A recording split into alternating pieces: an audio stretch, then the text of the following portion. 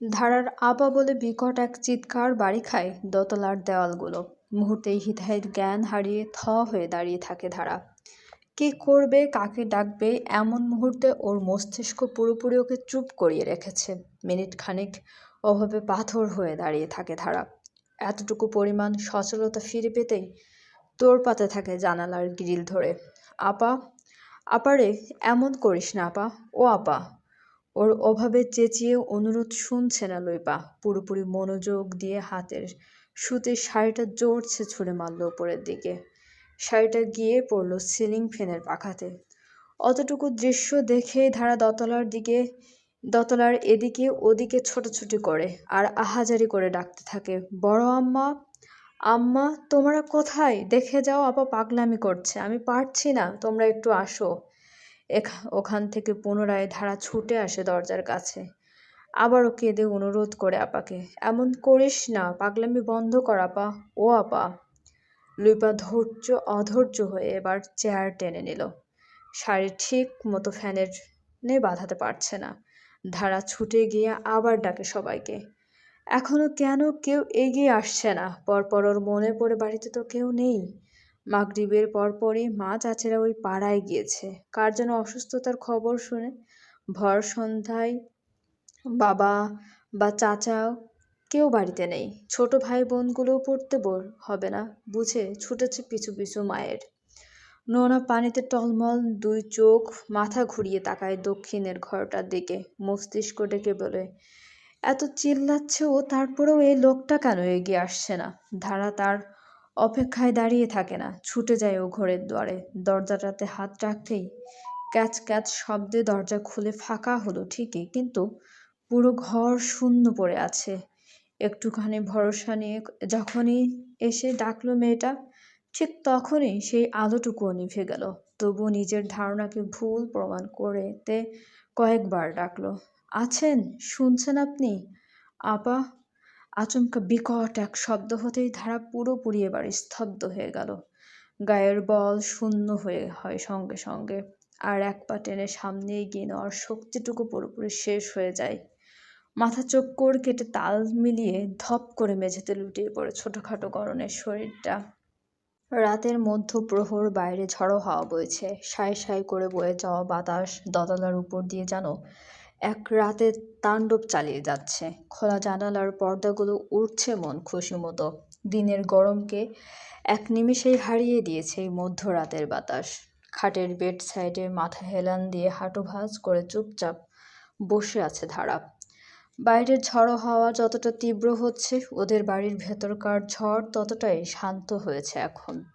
ধারা মিনিট বেশিকার মতন জ্ঞান শূন্য হয়ে পড়েছিল এই ঘরের মেঝেতে। ওই 20 মিনিটে কি ঘটেছে তা নিজ চোখে কিছু দেখতে না পারলেও জ্ঞান ফেরার মুহূর্তেই সবটা পরিষ্কার হয়েছে।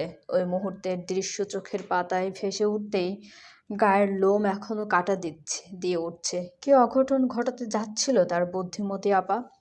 ধারা এবার এলিয়ে রাখা মাথাটা সোজা করে তাকায় রুমের কোনায়। খোলা জানালার পাশে একটা চেয়ার পেতে সেখানে ওয়াসিফ বসে আছে। মুখ দেখা যাচ্ছে না, পিঠ ঘুরিয়ে বসেছে ধারার দিকে। কারেন্ট নেই, ঝড় শুরু হতেই কারেন্ট গেছে সেই তখনই। ঘরের সবটুকু অন্ধকারে ডুবে থাকলেও বিজলির আলোয় এক ঝলক ঘরের সবকিছু পরিষ্কার হয়ে চোখে ধরা দিচ্ছে ধারার। ধারা তাকিয়ে থাকে অন্ধকারের ওয়াসিফের দিকে। ভাগ্যিস লোকটা সময় মতো এসেছিল, নয়তো এ বাড়িতে আজ একটা শোক আয়োজন চলতো এত সময়। অন্য সময় হলে তার আপাকে এতগুলো থাপ্পড় দেওয়ার কারণে এই লোকের সঙ্গে কথা বলাই বন্ধ করতো ধারা। তবে আজ আপার ওই চরগুলো পাওনাই ছিল। আপার মতো মানুষের কাছে আজকের এই ছেলে মানুষই পাগলামি মোটেও আশা করছিল না। অবুঝের মতো নিজেকে শেষ করতে চাওয়ার অপরাধেই এতটুকু শাসন আবার রিজার্ভ করে। ধারা বয়সে বড় হলেও ও দুটো দিত কায়দা মতো। ধারা যখন এসব কথাগুলো নিজ মনে ভাবতে ব্যস্ত, তখনই পুরুষালী ভরাট কণ্ঠের মানুষটি বলে ওঠে, ও ঘরে আজ লুইপার সঙ্গে আম্মা থাকছে। আজ আর ও ঘরে যাস না তুই। তুই গিয়ে তোর মায়ের কাছে ঘুমা। বিছানা ছাড়, আমি ঘুমাবো। আর কতক্ষণ এভাবে ঠায় বসে থাকবো আমি? ও কথা শুনে ধারা একটু নড়ে চড়ে বসে। আসলেই তো, ও আর কতক্ষণ এই লোকের ঘরে বসে থাকবে? অন্ধকারে কিছুই দেখা যাচ্ছে না। পা বাড়াতে গেলেই হোঁচট। অবধারিত বুঝতে পেরে ধারা বলে, আমার ফোন কোথায় জানি না, আপনার ফোনের আলোটা একটু এদিকে ধরুন, আমি চলে যাচ্ছি। মিনিট খানেক কেটে গেলেও ওয়াসিফ কোনো কথা বলে না, আলোও ধরে না। ধারা আবার বলে, ধরুন না একটু আলো। হঠাৎ নীরবতা ভেঙে ওয়াসিফ বলে ওঠে, অনুরোধ করছিস? সঙ্গে সঙ্গে ধারা জবাব দেয়, না। তাহলে কি? বলছি, এমনি বলছি। সাধারণভাবে বলাতে আমি কারো কথা শুনি না। তাহলে কিভাবে বলতে হবে? তুই যেভাবেই বলিস না কেন, আমি আলো ধরবো না। তুই যা এখান থেকে। আলো না পেলে আমি যাব কিভাবে? আমি তো পড়ে যাব। ওয়াসিফের স্পষ্ট জবাব, পড়ে যা। অমন কথা শুনে অন্ধকার ভ্রু কুঁচকে ফেলে ধারা। মানুষ ঘাউড়ামি করে তাই বলে এই লোকের মতো এমন তো কেউ করে না। কি এমন অশুদ্ধ হয়ে যেত একটু আলো ধরলে? বহুত মেজাজ চটে। সেই মেজাজ শহীদ বলে ওঠে, বিয়ে করছেন কেন আমাকে? বিয়ে করেছেন কেন আমাকে? ধারার মেজাজ যতটা উত্তপ্ত, ওয়াসিফের জবাব ততটাই শান্ত, তবে ধারাকে খুঁচিয়ে তুলতে যথেষ্ট বলে। বিয়ের সময় কাগজে বা কাবিনে কোথাও কি লেখা ছিল তোকে যখন তখন আমার আলো ধরে এ ঘর থেকে ও ঘরে পাঠাতে হবে? না, ছিল না। এসব কিছুই লেখা ছিল না। তাই বলে কি আপনি আলো ধরবেন না? এসব ছোটখাটো বিষয়গুলো কি আপনার দায়িত্বের মধ্যে পড়ে না? ওয়াসিফ ওর কথা শুনে এদিকটায় ঘুরে বসে, তবে অন্ধকারে কেউ কাউকে সেভাবে দেখতে পায় না। ওয়াসিফ তাচ্ছিল্য করে বলে, সেদিন না তুই বললি আমি তোর জন্য পরপুরুষ? তাহলে তুই তো আমার জন্য পর নারী। আর পর নারীদের প্রতি আমার বিশেষ কোনো দায়িত্ব কর্তব্য নেই। Just get out. শেষ কথাটাতে ধারা ভীষণ গায়ে লাগলো। এমনভাবে কথাটা বলল যেন এ ঘর থেকে কোনো কুকুর বিড়াল তাড়িয়ে দিচ্ছেন উনি। ধারা চুপচাপ বসা থেকে উঠে দাঁড়ায়, হাত এগিয়ে হাতড়ে হাতড়ে নীরবে এক পা দুপা করে দরজার কাছে এগোতে থাকে। আচমকা আবার কে মনে করে পাজোড়া থামিয়ে ঘুরে দাঁড়ায়। মনের কথাটা এবার মুখে এনে বলেই বসে, আপার ব্যাপারে কি সিদ্ধান্ত নিলেন? কি ভাবলেন? ওয়াসিফ এবারও গা ছাড়া ভাবে বলে, আমার কোনো সিদ্ধান্ত নেই। তার বাপ মা এখনো বেঁচে আছে।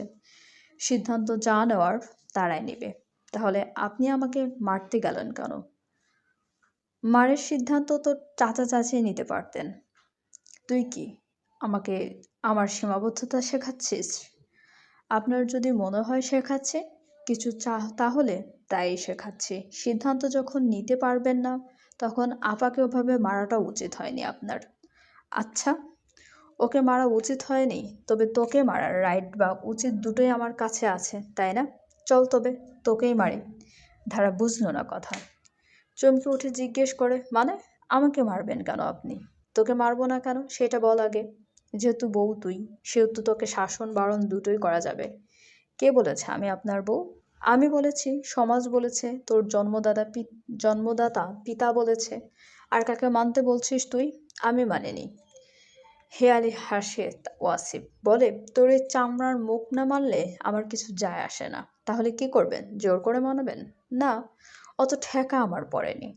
তাহলে কি করবেন? আরেকটা বিয়ে করব। তুই তো কথা শুনিস না, স্বামীর অবাধ্য বউ তুই। করুন।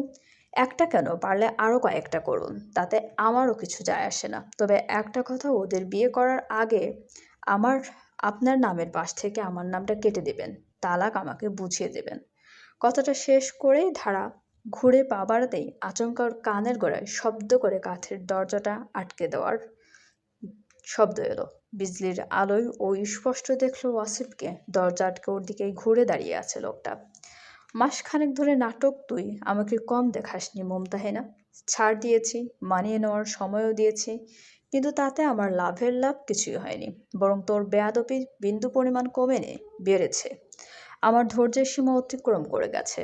এ ঘরের বাইরে আজকের রাতের পর থেকে এক পা বেরিয়ে দেখা, তোকে সেই জায়গাতে পুঁতে রেখে দেব।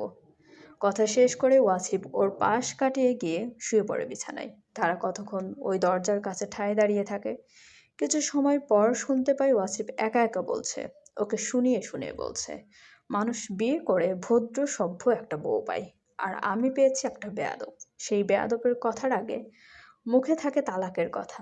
এই ফাজিল, তোকে তালাক দিতে আমি লাখ দিনে কাবিল বেঁধে বিয়ে করেছি? একটু থেমে আবার বলে, টাকা কি আমার গাছে ধরে, নাকি আমি শুয়ে বসে থেকে টাকা আয় করি? আমার ৩ লক্ষ টাকা আগে উসুল হবে, এরপর তোর মুক্তি। এরপর ধারা মুখ খুলে জিজ্ঞেস করে, কতদিন লাগবে ওই টাকার উসুল হতে? ১ জনম কেটে যাবে, মানুষ তো ১ জনমই বাঁচে। তাহলে তুইও আমার সঙ্গেই ১ জনমে বেঁচে যাবি। সম্ভব না, অসম্ভবেরও কিছু নেই এখানে, চলবে। গল্পটা আপনাদের কেমন লাগছে অবশ্যই আমাদেরকে কমেন্ট করে জানাতে ভুলবেন না, এবং আমাদের চ্যানেলটি প্লিজ সাবস্ক্রাইব করুন। গল্পটি ভালো লাগলে অবশ্যই লাইক, কমেন্ট এবং শেয়ার করতে ভুলবেন না। অনেক ধন্যবাদ আমাদের চ্যানেলের সঙ্গে থাকার জন্য।